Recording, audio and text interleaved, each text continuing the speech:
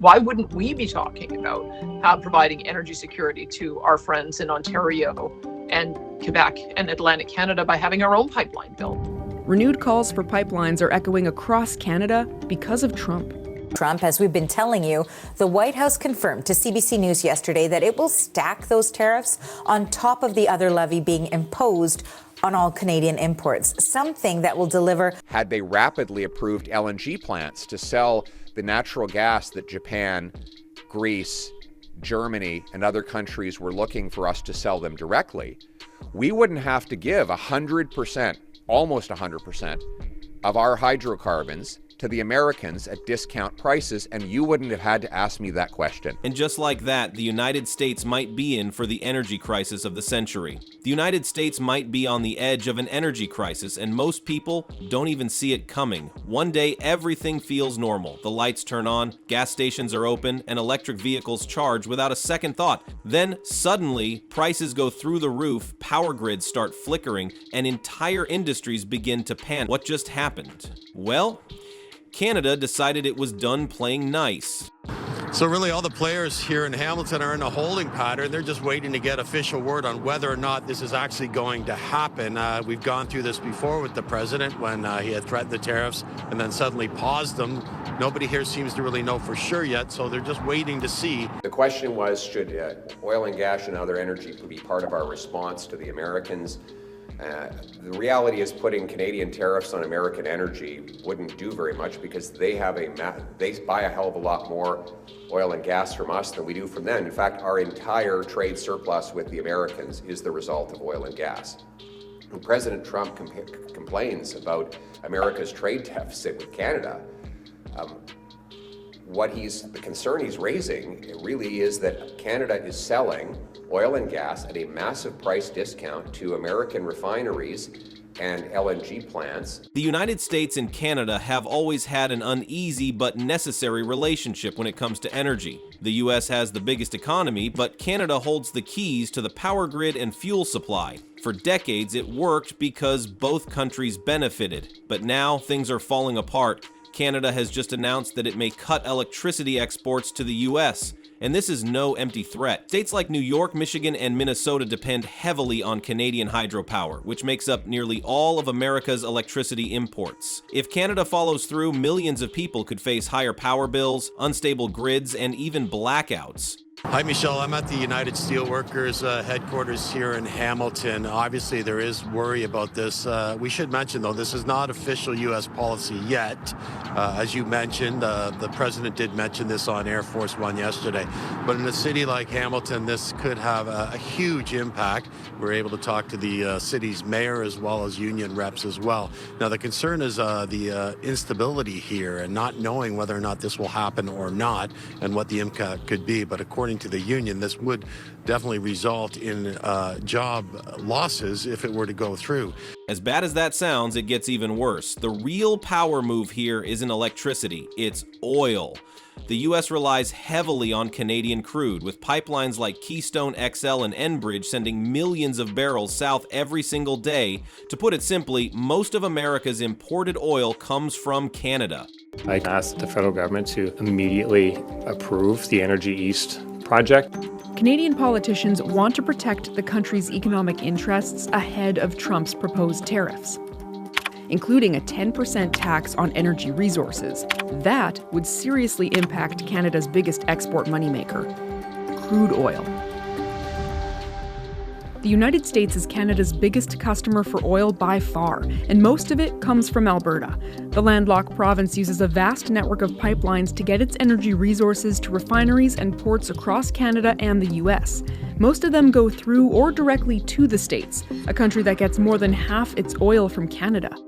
A hammer blow to this country's economy. The CBC's Mark Carcassole is looking into that. We could be potentially looking at 50% tariffs on aluminum and steel. Break it down for us. What does this all mean? Tariffs on tariffs on tariffs, essentially, Aarti. If, again, the worst case scenario plays out, and I always like to say that from the beginning, there's a lot of people that feel as though this is a negotiating tactic by Donald Trump. That's why he gave us the 30-day reprieve on the general tariffs, and that's why he pushed the implementation of these steel and aluminum tariffs until March 4th. So the reprieve on general tariffs expires on March 12th. We'll see where things go from there. But as you mentioned, Arthi, if all of these tariffs were to go through, some items could be subject to tariffs as high as 50%. This coming from what an official in Washington told a CBC journalist yesterday who was looking for clarification. If Canada decides to restrict oil exports, gas prices will skyrocket. Fuel costs for transportation, factories, and businesses will surge, and everyday people will feel the pain every time they fill up their tanks. The real question is, will the U.S. risk an oil crisis just to keep playing tough on trade? Well, the concern for our members is that we would, it would have a devastating effect on our workplaces. It would have a devastating effect on our members. That's the big concern. I mean, we obviously have a very integrated trade relationship with the United States, and in some cases, some of that steel and aluminum crosses the border 2 or 3 times before it makes its way to the final product. This all started because of tariffs. The U.S. decided to slap tariffs on Canadian steel, aluminum, and consumer goods as part of its America First policy. Canada, instead of backing down, fought back by targeting key U.S. industries. But now Canada is playing its strongest card, energy, and it's already making waves. At some point, if the metal doesn't go in the U.S., it will go elsewhere. We have a global balance market. We produce about 70 million tons a year globally, consume 70 million tons a year. So a little bit like the Russian sanction. I mean, the Russian metal stopped coming to North America and Europe, but went elsewhere. And the same would eventually happen. And this all comes as well as the CEO of Ford Motors tells investors yesterday that if President Donald Trump's tariffs on Canada and Mexico were to go through, it would devastate the auto manufacturing industry in the U.S. He says it would essentially blow a hole in the U.S. industry and give free rein to car makers in Europe, Japan, and South Korea. U.S. automakers are panicking as steel and aluminum costs rise. Construction companies are watching materials become more expensive. Energy companies are warning that power prices will spike. But this isn't just about big corporations. This trade war is about to hit regular people where it hurts the most, their wallets. And it just makes for what could be an absolute catastrophe economically for both the U.S. and Canada. And that is why many people feel as though this is sort of a negotiation tactic, because there's people looking at this saying, how can Donald Trump do this and threaten this and not know the impact that it would have on his own economy? It could lead to inflation, which could lead to higher interest rates and just slower U.S. economic growth. When it comes to inflation, we already know that numbers just came out earlier this morning that show that in January, inflation jumped unexpectedly to 3% in the U.S. Consumer prices rose 0.5%. That's the largest single-month rise in the U.S. since September. And here's where everything changes. The U.S., in response to Canada's potential energy cut, might scramble to find alternative energy sources. This could mean ramping up domestic production, which isn't an overnight fix, or turning to other foreign suppliers, potentially at higher costs. The strategic petroleum reserves might offer a temporary cushion, but they're not a long-term solution.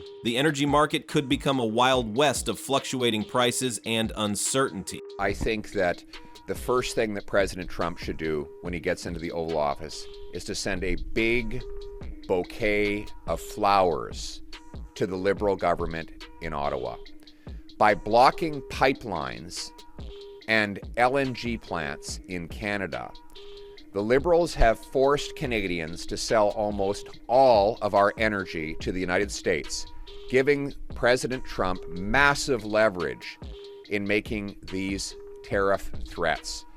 Had they allowed the Energy East and Northern Gateway pipelines to go ahead, had they rapidly approved LNG plants to sell the natural gas that Japan, Greece, Germany, and other countries were looking for us to sell them directly, we wouldn't have to give 100%, almost 100%, of our hydrocarbons to the Americans at discount prices, and you wouldn't have had to ask me that question. And what happens next will leave you speechless. Amidst this turmoil, there's a growing conversation about the U.S. accelerating its transition to renewable energy. The idea is to reduce dependency on foreign oil and create a more resilient energy infrastructure. Solar, wind, and hydroelectric power projects might see a surge in investment. While this is a positive long-term strategy, the immediate challenges of such a transition are immense and require careful planning and resources. Catherine Rappel, I want to start with you. According to the White House press secretary, quote, Canada is bending the knee just like Mexico. Is that what's happening here? This is hilarious to me because Trump got rolled by both of these countries, and no one, least of all Trump, seems to have realized it. Both the leaders of Mexico and Canada have agreed to do what they have already been doing. It's just that Trump didn't seem to know about it. Like, for example, the president of Mexico said that she would commit to having 10,000 troops at the US-Mexico border. Guess what? There are already 15,000 people there. But here's what makes this even crazier. The economic implications of this energy dispute could be far-reaching. Stock markets might react negatively to the uncertainty, affecting investments and retirement funds. Small businesses already operating on thin margins could struggle with increased operational costs. The agricultural sector, reliant on fuel for machinery and transport, might see production costs soar, leading to higher food prices. It's a domino effect that could touch every facet of American life. Right now, electricity bills are about to go up, especially in states that depend on Canadian power. Gas prices will rise if Canada pulls back on oil exports. Food and basic goods will get more expensive as transportation costs increase. That are able to massively profit at our expense. It is a ripoff. We're ripping ourselves off with this approach. Because of fanatical and stupid environmental extremists in the Liberal government and throughout the country, we are forced to sell almost all of our energy exports to the Americans. So the answer to that is to stop being stupid and start building LNG plants. And here's something that a lot of people don't even realize. The US's push for electric vehicles could also take a huge hit. Why? Because the US still depends on Canada for critical materials like nickel, cobalt, and lithium, which are used in EV batteries. Without those, production slows down, prices go up, and the entire industry could take a major step backward. Same deal with Canada. Prime Minister Trudeau said, aha, we're going to spend $1.3 billion on investing in border security. Guess what? They announced that $1.3 billion last year. Oh, but they're also going to have a fentanyl czar, and they're going to have 24/7 eyes on the border. You know, this is about saving face, I guess. I don't know if nobody informed Trump that there are no actual concessions here, but that will, of course, not stop him from claiming victory. We have certainly seen the claim of victory. Scott Jennings, I'm not going to... But this story takes an even crazier turn when you look beyond the US and Canada. Other countries are watching, and they are not staying silent. Canada is so reliant on the US. Even if we got a 10% tariff, we'd still have no choice but to continue to sell to them, unless there were other options. Now we have an opportunity to have a different conversation and, frankly, to strengthen our sovereignty. Mexico is already considering its own trade response, which could raise the cost of U.S. imports even further. And then there's China. It sees an opportunity here. Who knows what the timing might be, but just the destabilization that this president is causing for my community, it's already devastating. People are worried about their jobs. They're worried about their families. They're worried about being able to make ends meet. That's about $1 billion hit to our local economy. That's big. If Canada gets tired of dealing with U.S. trade restrictions, it could start shifting its energy exports toward Asia. That means the U.S. could lose its most stable oil supplier at the worst possible time. If that happens, the U.S. will be forced to turn elsewhere for oil, likely depending more on the Middle East, which brings a whole new set of risks. Job one at this moment in time to get ourselves excluded from this. Canada did just recently get granted, a pause, if you will, on a broad-based tariff. And we have a strong narrative to tell on the steel side. So we think the suggestion of putting tariffs on Canadian steel at 25% is egregious.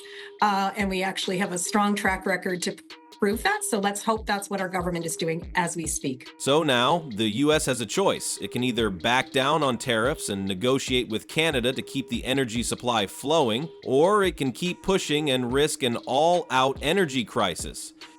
If the U.S. chooses the second option, things could get ugly fast. There could be power shortages in major cities, gas prices could reach record highs, the cost of food, transportation, and manufacturing could jump overnight, the supply chain would struggle even more than it already has. None of this has to happen, but if both sides refuse to negotiate, it might be too late to stop. Now we have an opportunity to have a different conversation and frankly to strengthen our sovereignty. She's talking pipelines.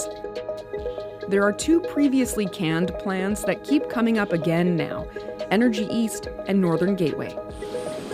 The idea is to get Alberta oil directly to the east and west coasts, then sell it at home and export it around the world. The Trans Mountain Pipeline expansion, for example, does just that. Currently sending about 600,000 barrels of oil a day directly from Edmonton to West Coast ports. Some still goes to the U.S., but some is sold to Asian markets. The bigger picture here isn't just about today's trade fight, it's about the future of energy. If this continues, the U.S. might be forced to invest heavily in domestic energy production, but that takes years. It might have to rely more on Middle Eastern oil, which is risky. It might even need to speed up nuclear and renewable energy projects, but those take time too. In the aftermath of what has happened, we do need to reflect a little bit.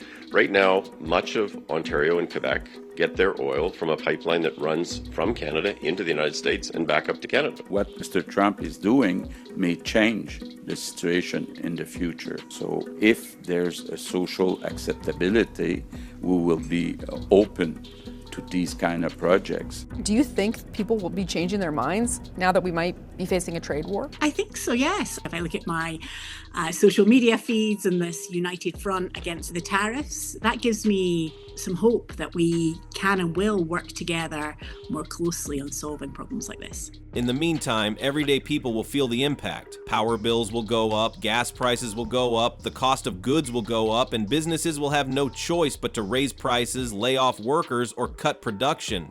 What's even more surprising is that this whole situation might actually help Canada in the long run. We are staring into the abyss of uncertainty, the climate crisis, and the American threat. So I would suggest that if we don't build that kind of infrastructure, Trump will. What did you mean when you said, if we don't build this type of infrastructure, Trump will? You know, everybody steps in it once in a while, and I think I kind of stepped in it there. But we've since clarified our position. Would you support a new pipeline through British Columbia? If they shift their energy exports to Europe and Asia, they could build stronger trade partnerships outside of North America, making it less dependent on the U.S. economy. And if that happens, the U.S. will realize, too late, that it just lost one of its most important energy allies. That would allow us the independence and the sovereignty that we need to support our economy free from these threats. But I would remind our American friends that they benefit from our affordable, reliable energy, and the alternative is Venezuela, Iran, and other foreign dictatorships. Why would we not want to have a North American energy market that enriches us both? The biggest question now is, will American leaders recognize what's at stake before it's too late? Because at this rate, no oil, no power, no deal. And if something doesn't change soon, the U.S. is in for a very rough ride.